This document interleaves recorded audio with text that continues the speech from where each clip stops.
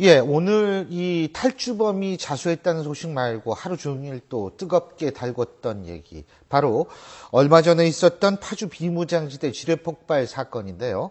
이 사건, 우리가 알고 있던 것과 전혀 다른 방향으로 전개되고 있습니다. 국방부의 브리핑 직접 듣고 얘기 나눠보겠습니다. 화면만 함께 보시죠.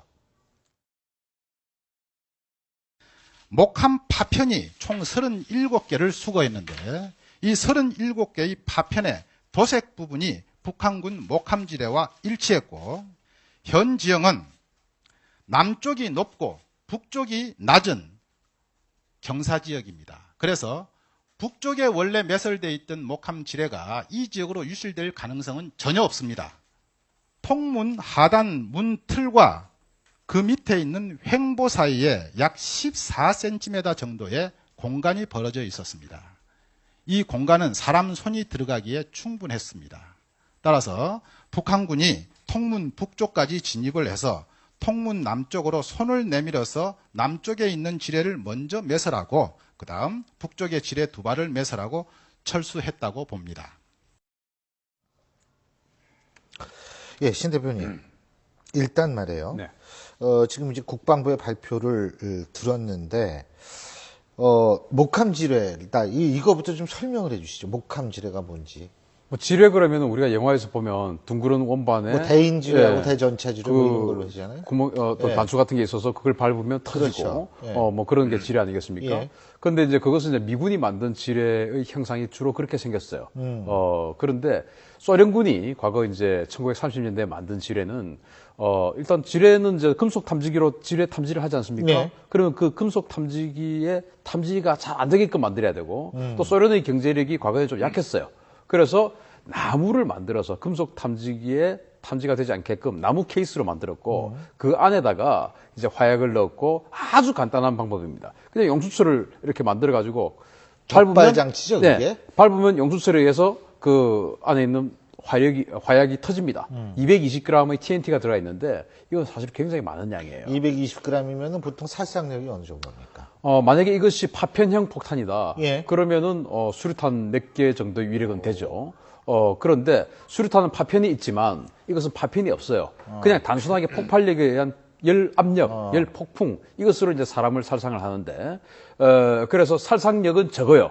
폭발력은 크지만 살상력은 적습니다. 그래서 한 2m 안에 있는 사람에게 치명상을 입힐 수 있는 정도의 위력이 되죠. 만약에 수류탄이 저 정도 되면 뭐 거의 한 10m 이상의 사람이 죽거나 다치게 되겠죠. 그러나 이것은 파편이 없기 때문에, 그러면은 왜 사람을 죽이지 않고 그 정도만 다치게 하느냐라고 했을 때, 만약에 우리 5명이 하나의 팀이 돼서 전쟁을 하러 나갑니다. 그런데 교수님께서 전사를 했어요.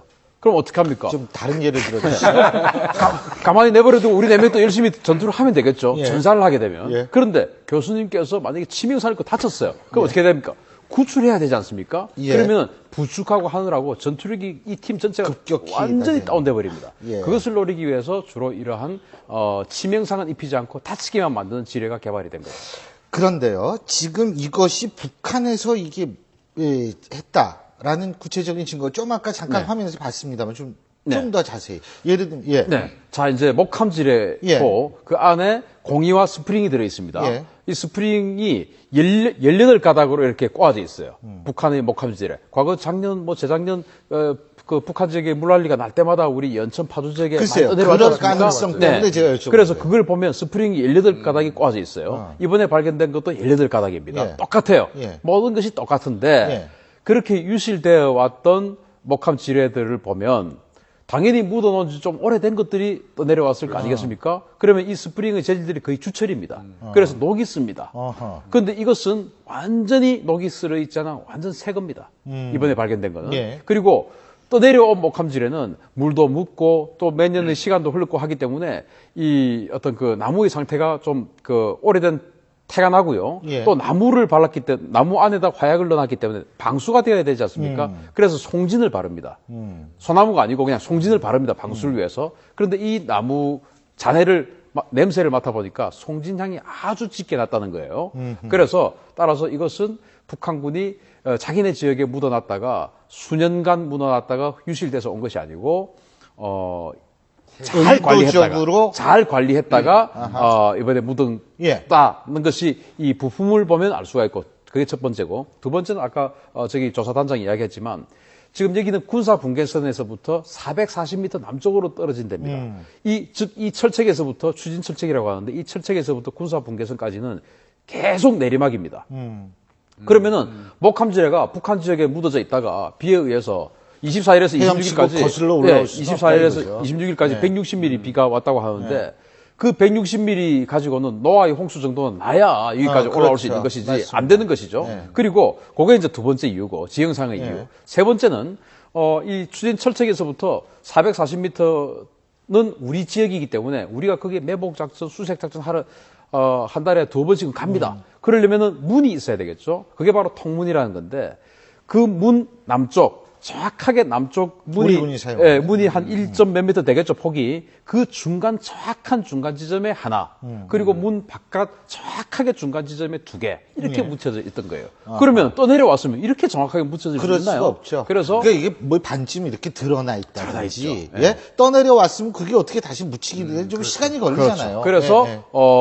그 우리가 조사를 한 끝에 이것은 북한의 소행이다. 그리고 군사 정전에서 와서 보니까 맞다라고 판정을 내린 거죠. 제가 이 말씀을 여쭤본 이유가 있습니다. 신 박사님. 네. 이게요, 과거 예를 들면 우리 천안함 폭침 사건 때도 그랬고, 북한의 무인기 사건 때도 또 여러 가지 막 이상한 얘기들이 나왔고, 그러니까 또 여기에서도 이상한 얘기가 나올 수가 있잖아요. 그러니까 뭐 얘기하는 사람한테 뭐라고 얘기할 수는 없겠지만, 그러니까 결국은 이 부분에 있어서는 우리가 합심을 해가지고 뭐 보복을 하든 뭐 하든 해야 될 것 같은데, 이런 건 이제 명확하다고 볼 수 있는 거 아니에요? 오늘 국방부 브리핑을 보면서요. 네. 이제까지하고 좀 다른 한 가지 뭐 특징적 요소가 네. 있다면은 8월 4일 날 이제 이 사고가 발생을 했는데 오늘 8월 10일 아닙니까? 상당히 굉장히 신속하게 이걸 조사를 하고 그 브리핑을 하는데도 보면 굉장히 꼼꼼하고 정밀하게 이게 북한군의 소행이다라는 거를 누가 봐도 믿을 수밖에 없게끔 그렇게 이제 하는데 그렇게 한 이유가 뭘까? 첫 번째 천안함 때 우리가 다 경험하지 않았습니까? 그게 무슨 미국 CIA의 뭐다, 한국의 뭐 자사극이다, 별하별 그냥 낭설이 다 이렇게 흘러나오지 않았습니까? 그러니까 요번에도 북한은 말이죠. 이런 걸 이렇게 해놓으면은 이게 무슨 뭐 박근혜 정부가 지지율이 떨어지니까 뭘 하기 위해서 국면 전환을 위해서 이렇게 한 거 아니냐. 이상한 얘기 또 나오게 국내에서 암약하고 있는 종북 좌파들이 가만히 있겠습니까? 균동을 하겠죠. 그러니까 그런 거를 애시당초 그냥 뭐 차단시키기 위해서 이렇게 좀 신속하고 꼼꼼하게 국방부가 발표한 게 아닌가 그런 느낌이 들었습니다. 박 변호사님, 네. 이게 이제 DMZ, 비무장시대, 더군다나 우리 측, 저건데요. 이거는 뭐, 얘기할 필요조차도 없겠습니다만, 명백한 국제법 위반이다. 그렇죠. 거기에다가 이게 뭐, 이 영토에 대한 침해 문제. 이게 정전협정 위반이 될 수가 있습니다. 예. 정전협정의 6항에 보면 어떤 게 있냐면 비무장지대 내에서 아니면 비무장지대를 향하여 이렇게 어떠한 적대행위도 할 수 없도록 돼 있거든요. 지금 적대행위를 한 거랑 마찬가지입니다. 지뢰를 매설한 거기 때문에.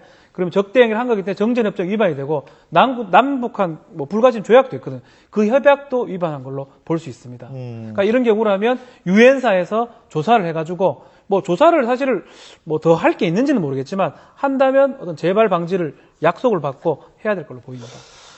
우리 군은 무자비한 보복을 하겠다. 예? 근데 보복을 하는데 대북 확성기 2004년 6월 14일 날 마지막 방송이었던 대북 확성기 방송을 다시 한 거. 이게 보복이라고 볼 수 있나요? 엄청난 보복이죠. 그 엄청난 보복. 예. 아니, 일반 국민 저 같은 사람은 좀 다른 식의 보복이라고 이 생각을 하는데 확성기를 다시 대북 방송을 재개하는 것이 엄청난 보복이다. 엄청난 보복 중에 가장 강력한 보복입니다. 왜냐하면 자 그동안 우리가 이제 북한이 우리에게 포탄을 쐈을 때 우리가 3배 정도의 보복을 하고 했지 않습니까? 그 3배 정도의 보복을 하고 한들 김정은 정권에게 무슨 해가 있습니까? 아무 해가 없습니다. 이를테면 교수님 손등에 한 1cm 정도의 상처가 나요. 아까부터 왜 자꾸 저를 이해해 주세요? 예. 상처가 납니다. 예. 그런데 손등에 상처가 난 거하고 예.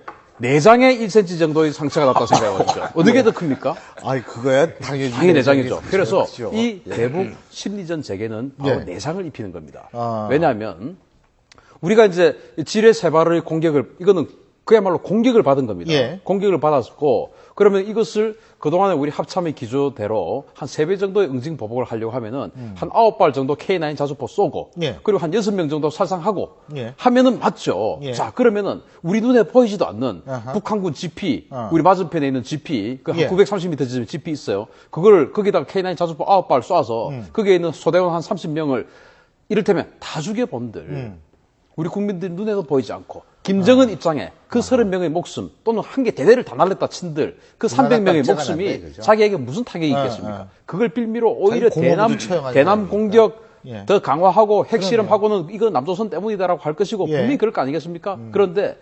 2004년도에 왜 이 대북 심리전을 그만두자라고 합의를 했겠습니까? 그게 그만큼 자기네들이 아픈 것이고 또 우리 그 대북 전단지 날리는 그 시민단체들에게 왜 공격한다고 하겠습니까? 그렇게 하는 것이 자기 체제에 위험하다는 것이죠. 예. 그런데 군에서 이제 본격적으로 전단지가 아니고 군에서 전방 지역에다가 이렇게 확성기를 틀면 어떤 상황이 오냐면은 북한군이 전방 지역에 이렇게 추진되어서 휴전선 GOP 지역에 오는 북한군을 키도 크고 성분도 나름 괜찮고 한 사람들만 뽑아서 옵니다.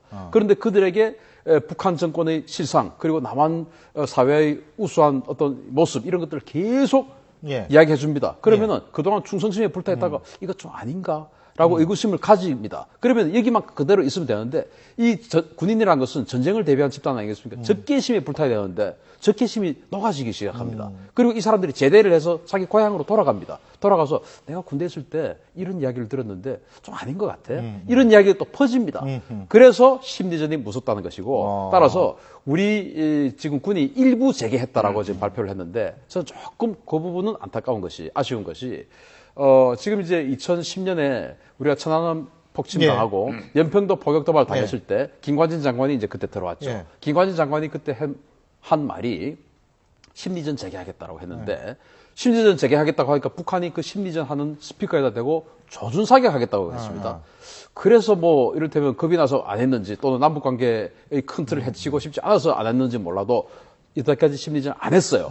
그런데 이번 이 기회에 대규모 대대적인 심리전을 계획을 하면 예. 북한에게 치명상을 입힐 수 있을 텐데 그 조준 타격을 조금 두려워해서 아마도 조준 타격 받지 않는 지점에 있는 스피커만 가동을 한 것으로 저는 지금 파악을 하는데 아예 우리 지금 13개 기지가 있습니다. 예. 13개 기지 전체를 다 틀어버리면은 북한에게 굉장히 심한 아니, 신 상처를 줄 수 교수님, 있어요. 우리 이렇게 생각하면 되는데, 80년대, 이 NL 주사파라는 게 어떻게 생겼습니까?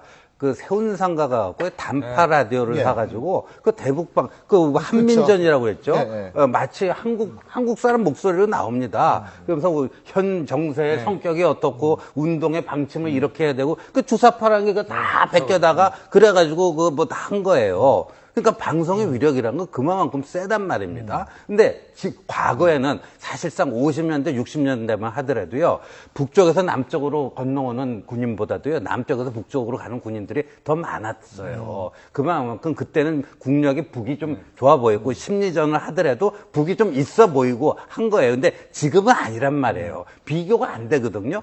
그러니까 이 김대중 정부 때 6.15 정상회담 이후에 남북관계가 화해 국면으로 들어가니까 북한이 굉장히 끈질기게 요청한 것이 서로 상호 비방 중단하자. 그러니까 이게 바로 그 심리전 중단하자. 그거였어요. 근데 아까 우리 신인균 대표가 잘 설명해 주셨지만 이게 이제 확성기 방송뿐만 아니라요. 애기봉 그 트리에도 얼마나 민감하게 북한이 반응해 왔습니까? 바로 그게 이제 북한의 약점인 거죠. 그래서 우리가 카운터 어택 응징을 할 때는 우리가 뭐 지뢰로 당했다고 꼭 지뢰로만 하는 게 아니라 이게 비대칭 응징을 해버리는 거죠.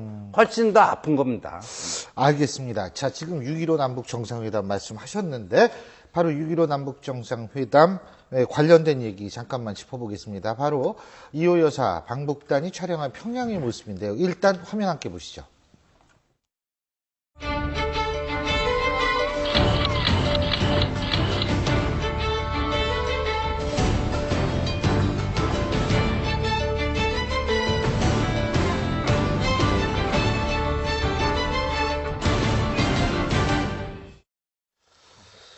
예, 뭐 여러분은 어떻게 보셨는지 모르지만 전 사실 이런 생각이 들었습니다. 북한에 있어서의 빈부의 격차는 이제 말할 수 없을 정도로 커졌구나. 한쪽에서는 2층 버스가 다니고 택시가 다니고 뭐 냉면 먹으러 줄 선다 그러는데 이게 사실은 아니 모든 국민이 저렇게 살면 우리가 지원해 줄 필요가 없는 거죠. 유엔에서도 지원해 줄 필요가 없는 거고. 그러니까 그만큼 크다는 얘기인데 일단 신 박사님 지금 이호 여사 김양건 네. 이 통전부장도 못 만났고 그리고 김정은인 당연히 못 만났고 이렇게 왔습니다. 이거를 어떻게 봐야 될까요? 일각에서는 여러 가지 분석들이 있던데.